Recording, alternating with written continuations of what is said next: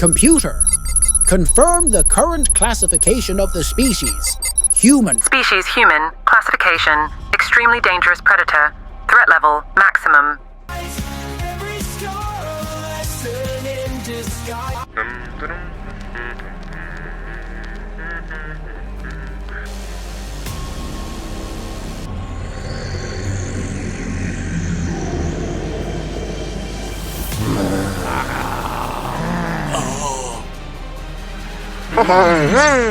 He threw a piñata party in a high radiation area.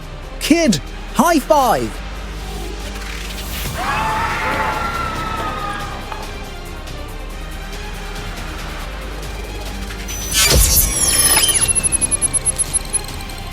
Core stability restored. That violates 16 laws of physics. Anybody want coffee?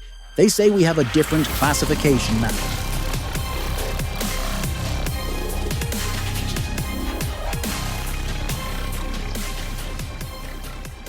Commander Zix of the Galactic Species Classification Bureau stared at his hollow screen, antennae twitching with what could only be described as dread. After 16 flawless cycles categorizing newly discovered sentient life forms, this was the kind of error that could implode a career, his and half the Bureau's. The classification had changed drastically. "Computer," he chittered, voice barely steady. "Please confirm current classification status of species designation. Human." The Bureau AI responded in its usual upbeat tone, oblivious to the horror it was causing. Species, human. Classification, extremely lethal predator. Threat level, maximum. Current containment protocol, limited supervised integration with mandatory warning beacons placed within 50 meters of any human individual. Zix's third heart skipped, then stuttered, then squeezed itself into a knot of bureaucratic panic. And what evidence led to this classification? He asked. Processing, the AI replied. Initial classification based on observed traits. Summary. Species can survive exposure to multiple toxic substances, including ethanol and capsaicin. Regularly consumes known poisons for recreational purposes. Can continue functioning after significant physical trauma. Maintains consciousness in high-gravity environments. Demonstrates high resistance to extreme temperatures. Exhibits a repeated tendency to approach dangerous unknown species without proper risk assessment. Zix stared, unblinking. Those aren't predator traits, he muttered. Those are survival adaptations. Addendum, the AI said helpfully. Species also displays consistent interspecies bonding behaviors, particularly with other predators. Common examples include specimens designated as dogs and cats. Zix slumped in his gravity chair. When humans had first been discovered, their resilience had been alarming. What kind of non-apex species drank ethanol recreationally and bonded with carnivores on purpose? The assumption had seemed sound at the time. Any species that durable had to be dangerous, so the Bureau had stamped them. Extremely lethal, slapped on some protocols, and moved on. Now, after nearly a full cycle of integration reports, the reality was much murkier. He pulled up the latest data. Only a handful of humans had been approved for off-world assignments. Most stations had declared themselves human-free zones. Entire sectors had rerouted trade to avoid potential encounters. Even the stations that had allowed human presence had done so with strict monitoring, safety barriers, and enough red tape to cocoon a small moon. "Computer," Zix said, rubbing his mandibles together in frustration. "Bring up footage of human designate Pete Thompson, assigned to maintenance duties, station GMA-16. The screen blinked. An image resolved. An average-looking human male in a slightly worn orange uniform. Whistling something about not stopping belief as he adjusted his tool belt. Nothing about him screamed apex predator, unless you counted the unnervingly efficient cooling system that left humans constantly leaking water from their skin. Zix sighed. Probability of specimen Thompson causing death to station inhabitants? Based on psychological evaluation and background check, the AI said, 0.34%. Primary threat, tendency to tell what humans designate as dad jokes, which many species find culturally incomprehensible and mildly alarming. The screen showed Thompson crouching beside a small maintenance drone, gently freeing it from a vent. He gave it a little pat. The drone beeped cheerfully. This is the creature we treat like a living weapon," Zix whispered. The AI chimed in again. According to incident reports, human workers have received 0 complaints of actual violence or hostile behavior, 23 complaints about unsolicited sharing of food items, 15 reports of humans showing images of their pet predators, 47 instances of unsolicited offers of assistance with tasks. Zix's antennae sagged. It was all wrong. Humans weren't terrifying because they were apex predators. They were terrifying because they didn't act like apex predators. They didn't posture. They didn't dominate. They just existed. Unreasonably tough, pathologically helpful, and apparently immune to basic self-preservation instincts. "Computer," Zix said. "Mark classification status of humans for urgent review, and send me everything you have on Pete Thompson's upcoming assignment to GMA-16. I want full psychological, sociological, and behavioral tracking. This is going to be a case study." "Noted," the AI replied. "Shall I also include the 312 safety waivers required for human presence on the station?" "No need," Zix muttered, watching Pete Thompson demonstrate a fist bump to the repair drone. "Something tells me we're about to learn that humans are full of surprises. And possibly dad jokes." He sat back, 3 hearts racing in anxious harmony. May the great bureaucracy have mercy on them all. Pete Thompson's first day on Station Gamma-16 was, in official bureau terms, within expected parameters for a classified extremely lethal predator.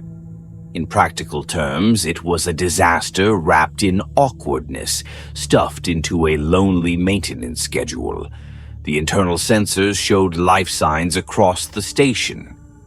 Lots of them, but none stayed in view long enough for Pete to say hi. Doors hissed shut a second too soon. Corridors that had just registered movement emptied before he turned a corner.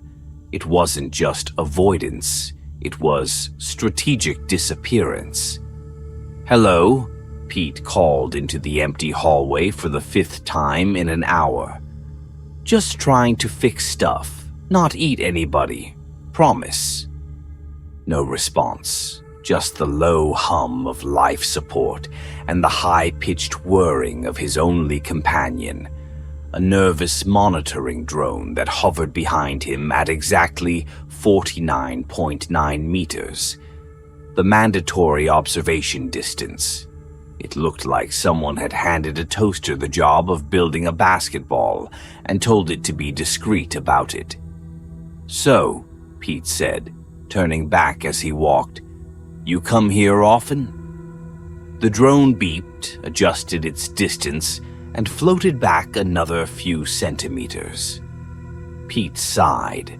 His next stop was Section C, a malfunctioning atmospheric processor flagged as a minor concern, which, in station terms, could mean anything from needs a reboot to about to vent breathable air into space. According to the work order, it was a straightforward job.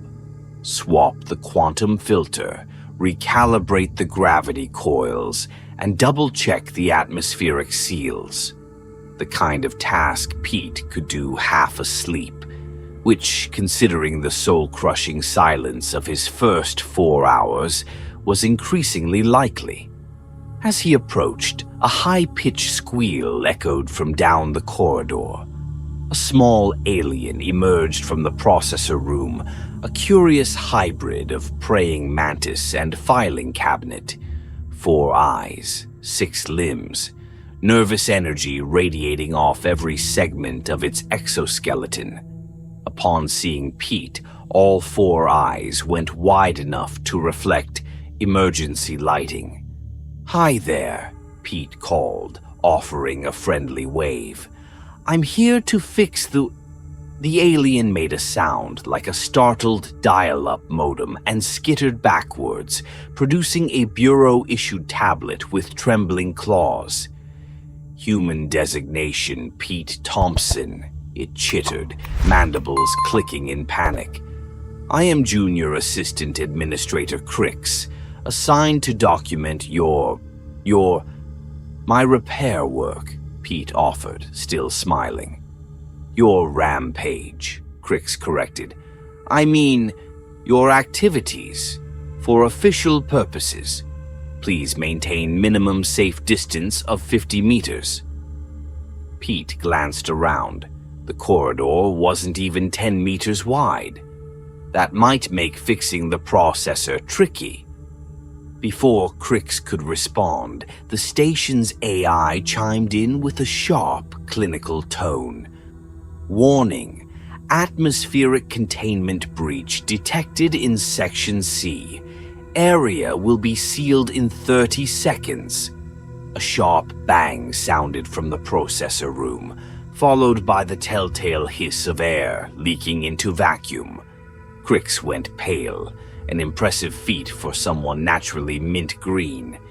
"We need to evacuate and initiate proper safety protocol. Risk forms must be filed." Pete was already moving. He bolted into the processor room, boots clanking against the metal floor, tool belt swinging with each stride. The red emergency lights gave the room an ominous glow. A hairline crack had split the filter housing, and atmosphere was hissing out like a punctured airlock balloon. 20 seconds until emergency sealing, the AI announced. Pete didn't waste a second. He dropped to one knee, yanked a roll of duct tape from his belt, and started patching the crack with surgical speed. "Is that adhesive strip?" Crix had followed, cautiously, and was now standing just inside the doorway, apparently torn between documenting and fleeing. "Yep," Pete grunted. "Nothing duct tape can't fix. Well, except bureaucracy." "Atmosphere is venting into space," Crix squeaked. "And duct tape is still cheaper than replacement parts," Pete muttered. "Hand me that spare filter unit." Almost on autopilot, Crix passed him the part, still vibrating with bureaucratic anxiety. 10 seconds until sealing, the AI said. What followed could only be described as a masterclass in emergency field repair, if your instructors were adrenaline, instinct, and sheer human stubbornness. Pete applied the new filter with a slap, slammed the housing shut, and cinched it all in place with 2 more strips of duct tape and something that might have been prayer. With 2 seconds to spare, the red lights flicked off, replaced by a soft blue glow. The hiss stopped. Atmospheric containment restored. Pete exhaled and stood up, wiping sweat from his brow. Crix stood frozen, clutching their tablet like a holy relic. "You exposed yourself to a lethal environment," Crix whispered. "Without a safety corridor, without a hazard disclosure form, without even updating your will." Pete shrugged. "Would have lost the whole section if I waited on paperwork. Besides, humans can handle vacuum exposure for a bit. Not fun, but doable." "Handle vacuum exposure." Crix's tablet clattered to the floor. "The legends are true," Crix whispered. "You're indestructible." "Nah," Pete said, stretching his back. "We've just got really good unions and a weird tolerance for near-death experiences. Speaking of which, any chance I can find the cafeteria? Fixing quantum filters works up an appetite." "The cafeteria?" Crix echoed. "Yeah, I brought cookies. My mom's recipe. Nothing breaks the ice like chocolate chip cookies." Pete patted his belt pouch. Crix made a quick note on the tablet. "Human specimen exhibiting classic predatory behavior, attempting to lure prey with processed sugar compounds." "Oh, and coffee," Pete added. "Though it might count as a Class 3 toxin here, just a heads up." The monitoring drone, still hovering behind Crix, made a wheezing beep and promptly fainted. Its anti-grav system gave out with a pathetic whir. Pete caught it before it hit the ground. Crix stared at the scene. An extremely lethal predator holding a fainted surveillance drone with paternal care, smiling as he talked about dessert. This wasn't a predator. This was something worse. This was helpful. Crix made another note, claws shaking slightly. "Possibly requires new classification. Danger not in hostility, but in resilience and pathological generosity." "I'll escort you to the cafeteria," Crix said finally, already bracing for the next round of cultural trauma. "But please, no sudden movements, and maybe we don't mention the vacuum thing. I haven't filed the proper near-death forms." "Deal," Pete said, grinning. He tucked the unconscious drone under one arm like a sleeping kitten. "Now, who wants to learn about coffee breaks?" The station's AI quietly added a new entry to its human behavior database. Status: harmless but horrifying. 3 weeks into Pete Thompson's assignment aboard Station Gamma 16, something happened that none of the Bureau's protocols had prepared for. Someone voluntarily asked a human for help. Granted, it only happened after every other possible option had been exhausted, including prayer, interpretive dance, and Form 27B6, petition for divine intervention in cases of extreme technical malfunction. It began with a typical announcement over the station-wide comm system, calm and utterly unhelpful. "Notice: minor fluctuation detected in primary power core. Please remain calm and consult your species-appropriate emergency manual." 5 minutes later. Update: fluctuation has evolved into what might technically be classified as a situation. Please proceed to your designated panic rooms in an orderly fashion. 10 minutes after that. Alert: Station AI would like to remind all inhabitants that screaming uses unnecessary oxygen. Power core stability now at 47% and falling. Have a pleasant cycle. Pete was in the break room, teaching Crix how to play solitaire with a deck of cards smuggled in from Earth. The junior administrator had progressed from skittish observer to cautious break room companion, though they still reflexively flinched whenever Pete laughed too loudly or moved too fast. "We should probably check that out," Pete said, gathering his cards as the overhead lights flickered. Crick's antennae twitched. Emergency protocol clearly states that all non-essential personnel must proceed to safety bunkers and await the arrival of a qualified crisis response team. How long does that usually take? 2 to 3 business cycles, Crick said, consulting their tablet, depending on paperwork backlog. Something deep within the station groaned, a sound that suggested a very expensive system was contemplating very violent self-destruction. Power core stability now at 39%, the AI announced, now accepting applications for emergency response team positions. Please include 3 references and salary expectations. Pete was already halfway to the door, tool belt clinking. Pretty sure the station won't last 3 cycles. You coming? That would be against at least 74 safety regulations, Crix stammered, scampering to catch up. 75 if we count the recent amendment about unauthorized heroics. I won't tell if you won't. The power core control room was chaos, but the very organized kind. A cluster of engineers stood at a safe distance from the malfunctioning core, each clutching a different manual or religious artifact. Readouts flashed angry red. The containment field was deteriorating fast. Power core stability now at 32%. The AI said with chipper indifference. Station Psychological Support Services would like to remind all personnel that existential dread is a natural response to catastrophic failure.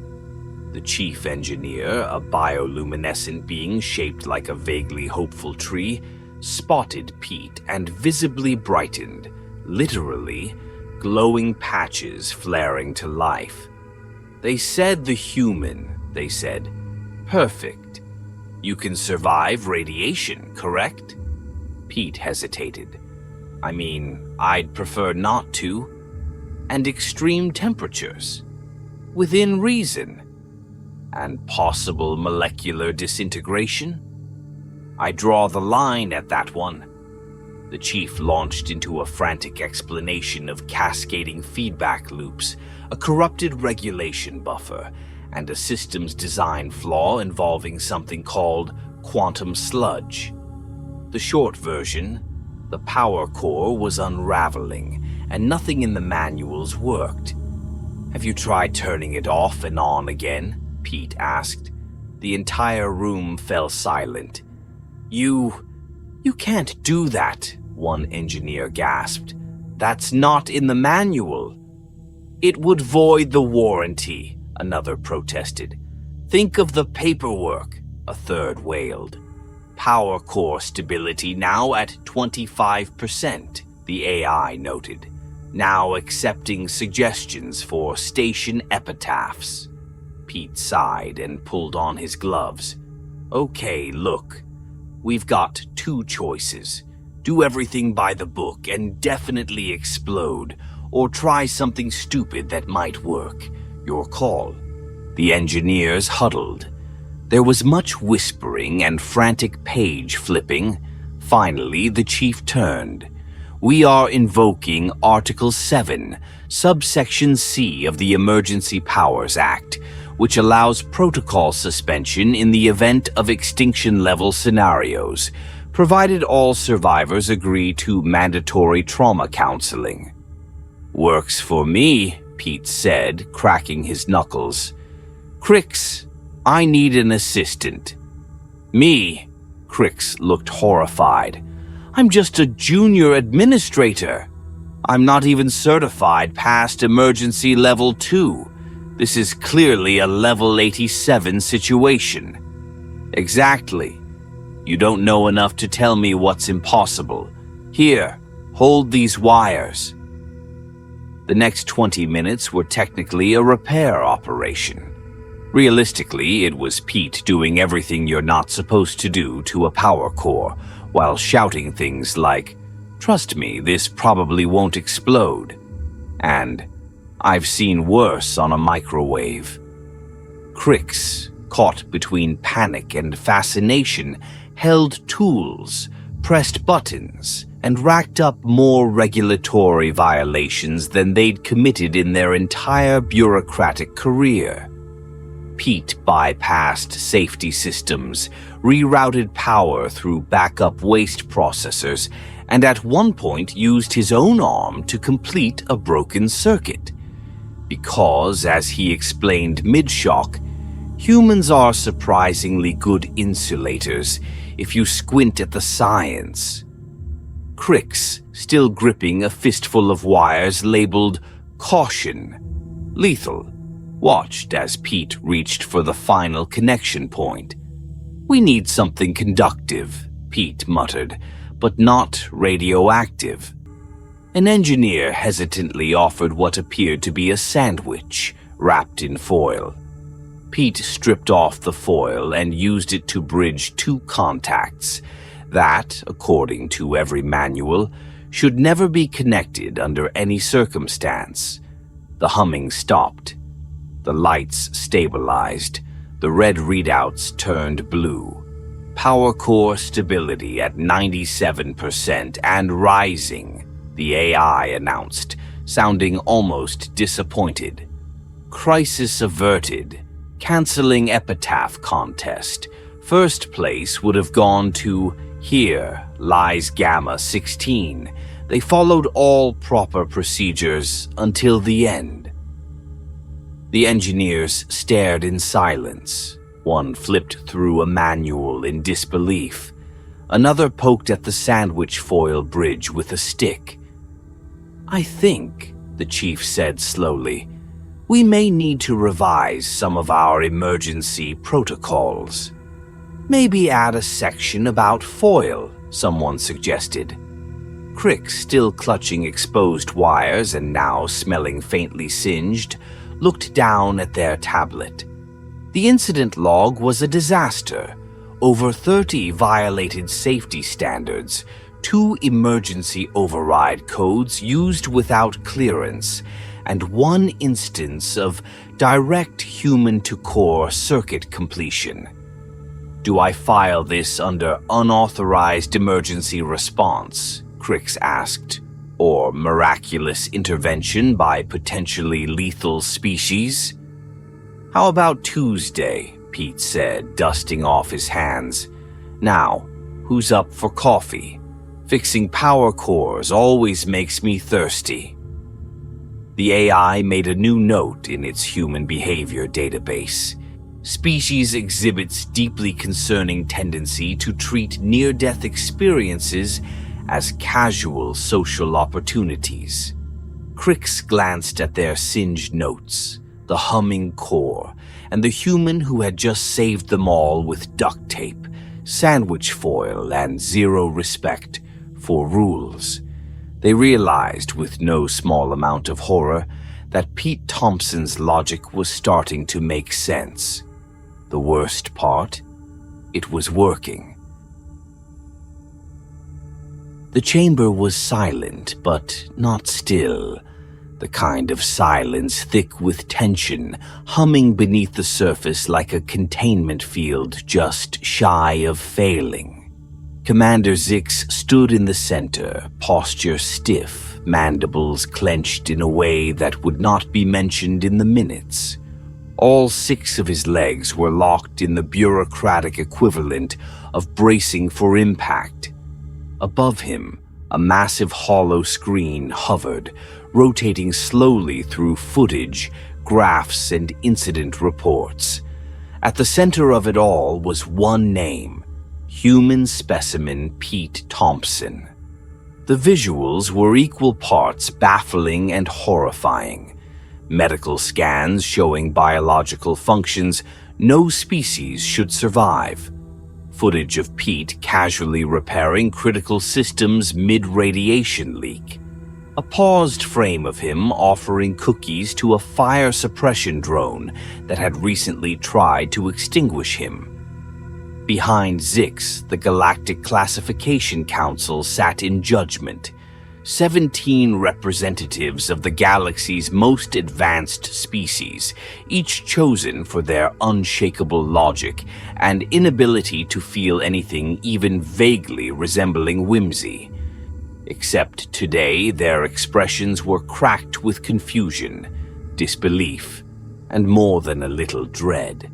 "Let me ensure I have this correct," said High Administrator Vox, voice crystalline and dangerously polite. This human, after violating 73 safety protocols, exposing himself to lethal radiation, and temporarily existing in 4 dimensions simultaneously, then hosted a social gathering featuring balloons and... what was it called? A piñata, Crix supplied from the witness stand. Their voice wobbled slightly, not from fear anymore, but something far worse for a bureaucrat: pride. A ceremonial object filled with sugar, initially mistaken for a symbolic execution device. 17 incident reports, the station AI added through a comm link, related to excessive party enthusiasm. Vox's body shimmered uneasily. And this was considered normal for the human, Zix said quietly. Yes. The council erupted in overlapping signals, static, trills, shifting light frequencies, each representing a protest, a demand for clarification, or in one case, an attempt to recite the entire dangerous species code backwards in protest. Zix raised one limb. "Honorable Council, I know this case has challenged everything we believed. I know it seems absurd to reclassify a species we have labeled as extremely lethal predators. But the evidence speaks for itself." He activated a new series of clips. Pete helping a maintenance drone trapped in a corridor. Pete standing calmly in a decompression chamber, shielding another worker with his body. Pete teaching terrified xenobiologists how to pet a puppy. Pete stepping into chaos, not because he was invulnerable, but because someone had to. "They don't survive because they're violent," Zix said. "They survive because they can't not help." Crix stood, antennae trembling. "I believe," they said carefully, "that their durability and their helpfulness are not separate traits. They evolved to survive the worst the universe could throw at them, not to dominate others, but to endure long enough to be kind, even when it hurts, even when it's terrifying." "Absurd," one counselor chittered. "No species evolves purely for self-sacrifice." "Humans did," the AI said. "I have 2,347 logged instances of Pete Thompson risking personal harm to assist others, including one instance involving death by recreational sugar overdose, which, to be clear, did not kill him, but did cause temporary organ mutiny. Moreover," Crix continued, stepping forward now, "he shares it. He teaches others to survive the way he does. He introduces comfort food during high-stress periods. He's trained entire departments in improvised repairs and emotional support protocols. He tells jokes to reduce tension. Bad ones, truly terrible ones, but effective, Zix added. The council fell silent again. Even Vox was still, crystals dimmed in contemplation. "You are proposing a new classification?" they asked at last. Zix nodded. "Yes. Remove extremely lethal predator.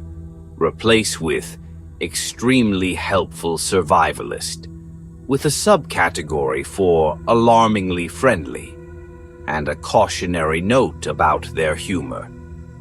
Vox's shimmer returned slowly. "And you truly believe this is an accurate reflection of the species?"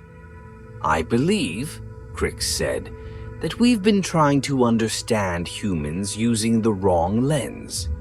They're not terrifying because they want to hurt us. They're terrifying because they'll save us, even if it kills them, even if we never ask." The council deliberated. The deliberation lasted 5 hours, 3 procedural resets, and 1 brief pause when a counselor began sobbing over footage of Pete giving CPR to a malfunctioning toaster. Finally, the ruling came. Effective immediately, species human shall be reclassified as extremely helpful survivalist. All stations are advised to lift predator-level restrictions. However, caution is still advised, due to emotional unpredictability and dad jokes. A wave of silent agreement rippled through the council. Zix exhaled for the first time in a while.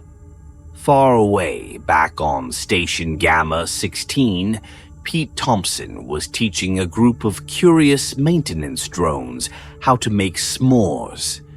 Fire safety alarms were blaring gently in the background, filed as a cultural exchange exception. Crick sat beside him, nervously roasting a marshmallow with tongs. "Guess I'm not a predator anymore," Pete said when Crix told him about the ruling. "No," Crix replied. "You're officially classified as helpful." Pete grinned. "That's somehow worse."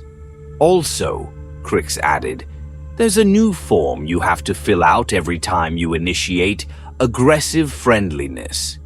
High fives, hugs, and compliments now require Form 92A. Pete groaned. "Bureaucracy never changes." "Actually," Crix looked thoughtful, "maybe it should. Humans seem to get more done by bending it." Pete raised a toasted marshmallow. "Now, that's progress." The station AI made one last update to its database that cycle. Human threat assessment revised. Status: still terrifying, but in a nice way. Universe outlook: marginally more hopeful. Incident: log: pending clarification on death by chocolate. Spoiler: not actually lethal, but definitely addictive. And so the book closed on the most dangerous species the galaxy had ever known. Dangerous not for their weapons, but for their kindness, for their persistence, for their refusal to let anyone face the dark alone, even if they had to do it with duct tape, coffee, and cookies. Especially the cookies.